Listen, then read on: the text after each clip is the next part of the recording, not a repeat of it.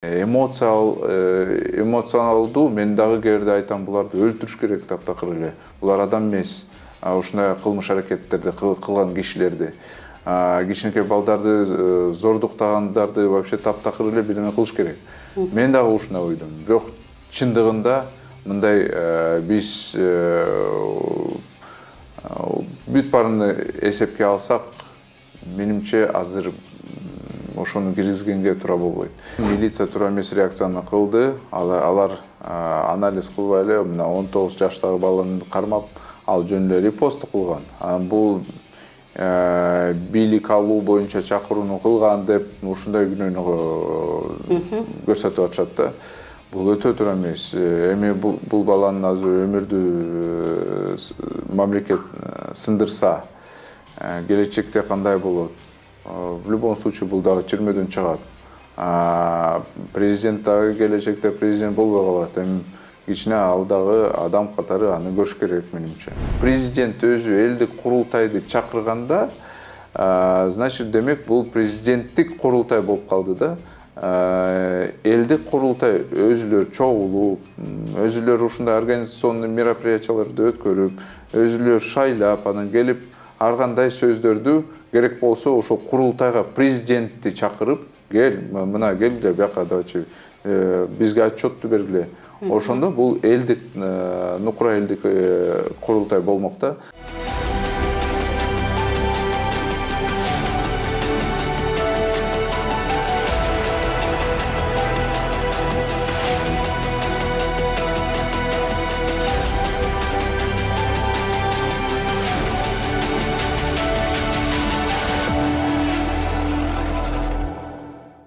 Саламатсыздарбы?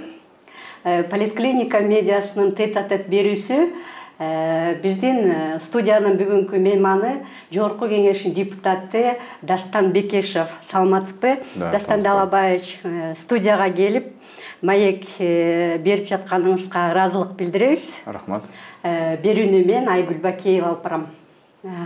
Дастан Далабаевич мына Жогорку Кеңеште да каралды жакында. Ушу коомчулукта зордук, зомбулук фактылары аябай көбөйүп кетти. Ошол эле Жогорку Кеңеште бул жазаны күчөтүү керек, өлүм жазасын киргизүү керек деген сунуштар айтылып жатат. Сиздин оюңузча бул пикирге кандай карайсыз? Туура айтасыз. Азыркы мына акыркыда биз көп тилекке каршы жаман жаңылыктарды окуп атабыз. Массалык маалымат каражаттардан ошол зордук, зомбулуктар күчөп атат.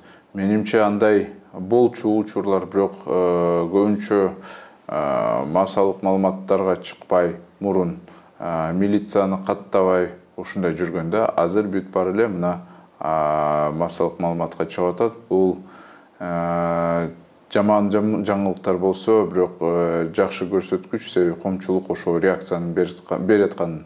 Анан коомчулук реакцияны берсе, укук коргоо органдар, бийлик өзү реакцияны берет. Эми өлүм жазасын боюнча дайыма ушундай талкуулар болуп атат. 2010-жылдан баштап мен депутатында болуп атам. Ошол ичинде 12 жыл уже ошол эле маселени талкуулоо болуп атат. Чындыгында бул 1000 жыл мурун эле, 1000 жыл дагы ушундай талкуулар болот. Адамдар кайсы өлкөнү биз албасак, ар бир өлкөдө ушундай талкуулар бар. Себеби зөкүр кылмышкерлер бизде тилекке каршы аз эмес. Кээде өтө мындай жаман оор ушундай аракеттерди, кылмыш аракеттерди кылышат. Ошондо ушундай маселе жаралат да, өлүм жазасын киргизелүү же эмне кылабыз деп. Чындыгында бизде сот мындай акыйкаттуу болсо, адилеттүү болсо, чечимдерди жакшы мындай коррупция менен байланышпай ушундай чыгарса, ойлонсо болот эле. Эмоционалдуу мен дагы кээде айтам, буларды өлтүрүш керек таптакыр эле. Булар адам эмес. Ушундай кылмыш аракеттерди кылган кишилерди, кичинекей балдарды зордуктагандарды вообще таптакыр эле бирдеме кылыш керек. Мен дагы ушундай ойдом. Бирок чындыгында мындай биз бүт барын эсепке алсак, менимче азыр ошону киргизгенге туура болбойт. Мына даже совет учурунда, Америкада ушундай совет учурунда өлүм жазасы болгон. Америкада дагы мына карабайсызбы, алардагы соттор, көпчүлүк айтат го, алардагы соттор жакшы иштеп атат. Даже аларда сот каталары бар. Сот каталар болуп, кээ күнөөсүз кишилер өлүм жазасына тартылат да. Бул туура эмес. Ошон үчүн биз эми мамлекет бул кишиге өмүрдү берген жок, мамлекетте андай укук болуш керек. Менимче ушундай. Күнөөсүз жазага тартылып калган мисалдар бар да, ошол? Бар. Тарыхта көп эле. Мисалы, кечээ эле биз депутаттар мына отурумда талкуулоо кылып, ошол тарыхта болгон окуяларды эстегенбиз да. Ошол Чикатило болгондо бизде маньякты эмес, биринчи күнөөсүз кишини өлүм жазага кетишкен да. Ошол зордук зомбулуктун көпчүлүк фактылары сотко чейин жетпей калат деп айтылып атат. Ошол зордук зомбулуктун ошо келип чыгышы, анан ошол сотко чейин жетпей атышы, бул эмнеден улам болуп атат?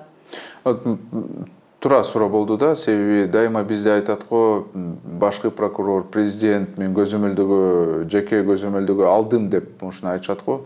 Менимче жеке көзөмөлдөгө укук коргоо органдарда болгон иштерди алыш керек да. Себеби кээ учурда милициялар өзүлөр билишет да, мындай зомбулук болгон, бирок ишти каттабайт.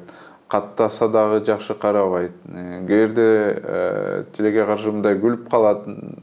Кээде шылтап айтышат аялдарга, барып ошол менен жаша албайсыңбы эми, уже силердики мына сен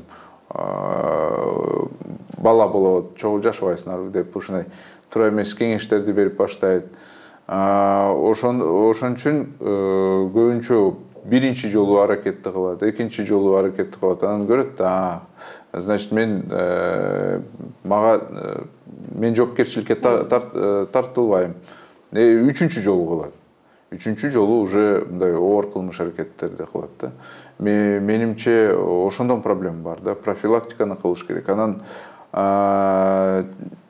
мектептерде дагы сабактарды өткөрүш керек. Негизи аялдарга кандай мамиле болуш керек? Аялдарга дагы ошол жерде түшүндүрмөнү кылыш керек. Силерге бирөө тийишсе, кандай мамилени кылса, ошону бүт баарын айтыш керек. Уялбай эле айтыш керек.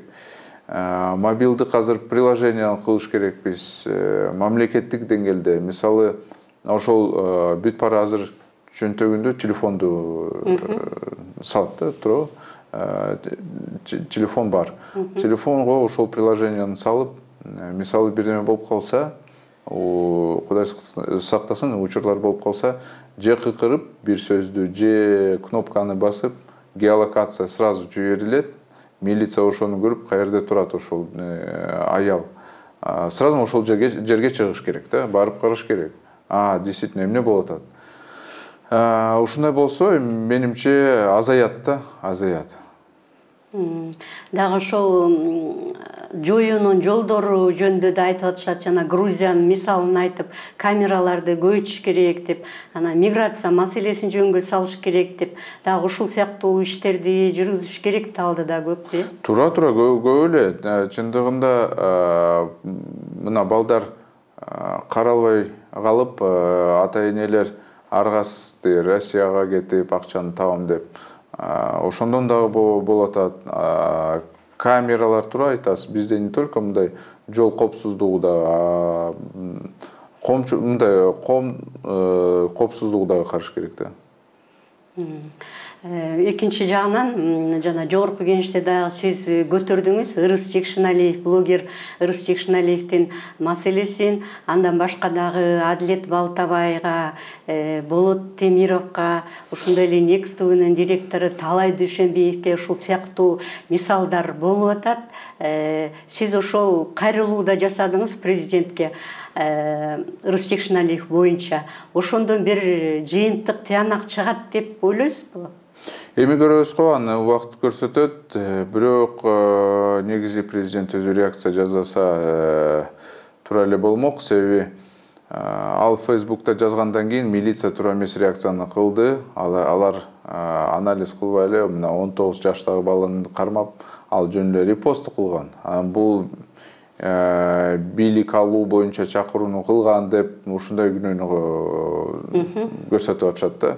Бул өтө туура эмес. Эми бул баланын азыр өмүрдү мамлекет сындырса, келечекте кандай болот?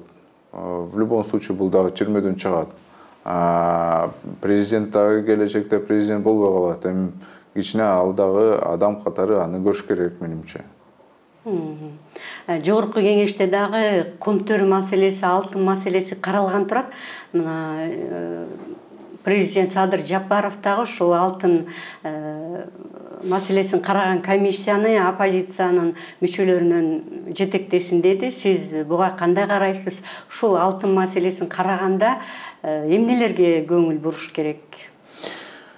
Эми ачык эле айтсам, менимче кайсы комиссия барбасын, бирок алар эчтекени көрбөйт. Көрсө дагы бирок документтерди көрүш мүмкүн. Мынча тоннаны таптык, мынча саттык, ошол эле көрөт үсө.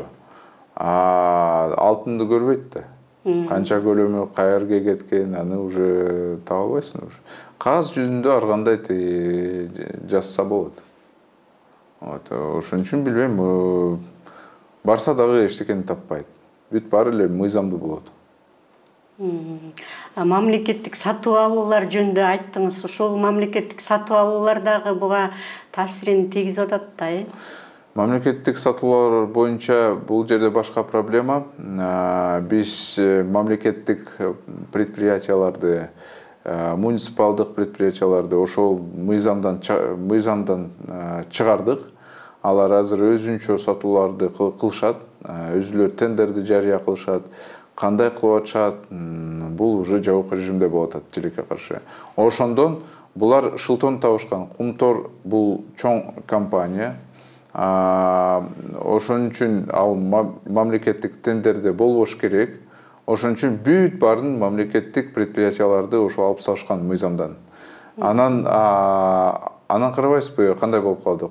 Кумтор үчүн алышты, коррупция болбойт деп. Өзүлөр август айында мына маалымат чыкты, чоң баа менен азык-түлүктү, күйүүчү майды алышкан. Мына карайсызбы?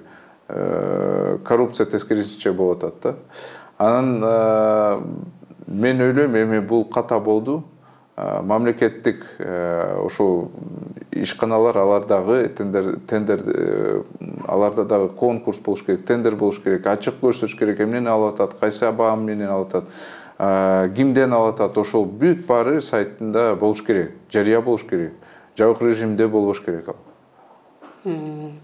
Эми ошол жогорку кеңештин маселесине келели. Жогорку кеңеш мына 9 айдан бери регламенттин кабыл албай атат. Анан өткөндө дагы ошол жогорку кеңеште мисалы азуусуз болуп атат, алсыз болуп атат, чечимдерди жогору жактан келгендерди карабай эле кабыл алып атышат деген сөздөр болуп атат. Сиз буга кандай деп жооп берет элеңиз? Регламент ооба туура айтасыз, аны 9 ай ичинде биз бекитпей калдык дагы эле. Кеч эле биз комиссияны, макулдашуу комиссияны түздүк. Азыр макулдашуу комиссия президенттин берген ой пикирлерди биз карап чыгабыз. Анан иштеп чыгып, мыйзамды чыгарабыз. Бул 1-2 жума ичинде чечилиш керек. Анан чындыгында өзөгү регламентте эмес, өзөгү конституцияда. Парламенттин алсыздыгы бул 6-чы чакырылыштагы депутаттардын күнөөсү. Алар конституцияны бекитишкен, анан ушундай референдум болсун деп. Анан ошол референдум өткөндөн кийин эл колдоду. Менимче, раз эл колдогондон кийин элге демек азыр бул система жагат, кичине чыдаш керек. эми көрүш керек, ушул заманда дагы көрүш керек. Регламенттин негизи кабыл албай атканы эмне себептен болуп атат? Буга чейин мындай жогорку кеңеш узак убакытка чейин мынтип созуп келген эмес да, Жок, ар кандай болгон, кээ бир мыйзам долбоорлор чындыгында 2 жыл карап чыга албай ушундай жүргөндө бизде процесстер андай болуп атат. Регламент бул өтө чоң документ, өтө көп талкуулар болгон. Менимче ошон үчүн 9 ай болуп калды. Жогорку кеңештин өзү жөнүндө дагы, мисалы, сиз бир мандаттуу округтан шайланып келдиңиз, азыр болсо ошол бир мандаттуу округду кайра жоюш керек экен деген дагы маселелер болуп атат да. Сиз буга кандай карайсыз? Эми бул жерде чындыгында бул сөздөр дагы жөн эле чыкпайт да. Мисалы, мен дагы кошулам кээ бирде. Ошо даже азыр кошулуп атам да. Өзүңүз шайланып келгенге карабастан, Мен мындай айтат элем. Мына биз бир мандаттуу округтан шайландык. Анан эмне? Хорошо, шайлоо өттү. Биздин укуктарыбыз кандай? Ушундай эле партиядан шайланган депутат менен теңби же кандай? Мисалы, партиядан келген депутат ал 300 добуш менен келиши мүмкүн. 300 добуш менен келиши мүмкүн. Анын бир округу дагы жок. Болсо дагы ал мындай условный округ да. Белгиленген эмес ошол округ. Биздики округ белгилүү. 36 депутаттын. Бирок биздики анда бир же бөлөкчө бюджет болуш керек да. Себеби биз округга жардам бериш керекпиз да. Кантип беребиз, бизге бөлөкчө бюджетти бербейт. 300 добуш менен келген депутат ал дагы бизге айтып атат, биз чогуу тең укуктабыз. Силерге бөлсө, мага да бөлүп берсин дейт бюджет. Анда зачем мындай биз бир мандаттуу округтан келдик? Эми хорошо, азыр 1 жыл өттү. Азыр түшүнүксүз ошол реформа эмнеге кылынды? Да, элге бул бир мандаттуу округтан шайланган шайлоо вообще, бир округтан шайлоо түшүнүктүү. Мүмкүн биз келечекте же партиялык таптакыр ошол шайлоону жокко чыгарыш керекпиз. Бир мандаттуу округ кылыш керек да, толук. Же толук партияга дагы эле өтүш керекпиз. Бир система табыш керек да, себеби биз азыр смешанный болуп калып, же тияка эмес, же бияка эмес. Анын максаты болуш керек да, бул дагы шайлоонун, туурабы? Максаты кандай болду? Ишылып азыр эч ким билбей калды да. Да, мен мисалы Октябрь районунан шайландым. Мен мүмкүнчүлүгү жараша ар кандай аракетти кылып атам, жардам бергенге ошо округга.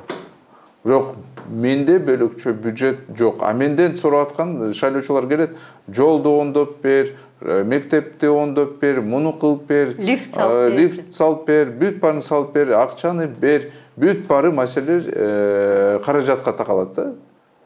Мен айтам, менде бөлөкчө бюджет жок. Керек болсо даже шаардык депутаттын, шаардан шайланган шаардык кеңештин депутаттын бөлөкчө бюджет бар. Алардыкы бар. Бизде жок. Дасан Далабаевич, эми өзүңүзгө байланыштуу суроо. Мисалы, сиз бир мандаттуу округтан шайландыңыз. Эгер партиялык тизме менен келсеңиз, шайланат белеңиз? Эми аны кайсы партия менен ошо аны ойлош керек да. Кээ партиялар бар, алар кандай пиарды кылбаса дагы алар өтпөйт. Ушундай партиялар бар. Ошон үчүн кайсы партия менен? Өзүңүз бир партияны тандап десем да? Билбейм, аны. Партия менен барбайт болчусуз, Ооба, жок. Мага көп эле партиялар сунуштаган. Мен тескерисинче, мына Альянс партияда болгон азыр депутаттар, менин коллегалар, мен аларга айткам, келгиле, мындай партияга кирбей эле, бир мандаттуу округтан чыгайлы, бирок партияга жаш балдарды киргизели, аларга тескерисинче жардам берели. Керек болсо биз өтпөй калсак, зато партия өтөт. Же биз өтсөк, анда партия дагы өтөт. Себеби биз аларга жардам беребиз да. Мен ушундай сунуштарды бергем. бирок тилекке каршы андай болуп калды. Шайлоо учурунда Дастан Далабаевич ушу сиздин мындай девизиңиз, урааныңыз жөнүндө жакшы сөздөр айтылып атты да, жүрөгүм менен көрөм деп. Чындыкты көрөм. Чындыкты көрөм деп. Анан ошол шайлоо учурунда дагы шайлоочулар менен буга чейин иштедиңиз беле? Анан кийин Шайлоого чейинби? Шайлоого чейин. Мен дайыма тыгыз шайлоочулар менен иштеп атам. Дайыма. Азыр эле иштеп атам. Азыр эле биз керек болсо телефонду алып мындай сүйлөшүп атабыз. Мен мындай тыгыз эле иштеп атам. Ошондой эле шайлоо учурунда жана сиз акча маселесин айтып кетпедиңизби? Акчам жок депчи. Жана шайлоо учурунда сиз мындай печенье сатып, чай сатып, анан башка элдерден дагы акча чогултуп, ушундай иш-чараны жүргүзгөнсүз да, Ошондой азыр дагы жүргүзсө болот? Азыр эми көбүнчө карабайсызбы? Азыр кичине саясаттан алыс болуп калышты да. Бийлик бир топ кадамдарды кылды, атайын ушундай кылдыбы же билбейм. Бирок коомчулукта азыр кичине мындай пассивность болуп калды да. Шайлоодон кийинби? Шайлоодон кийин мындай пассивность болуп калды.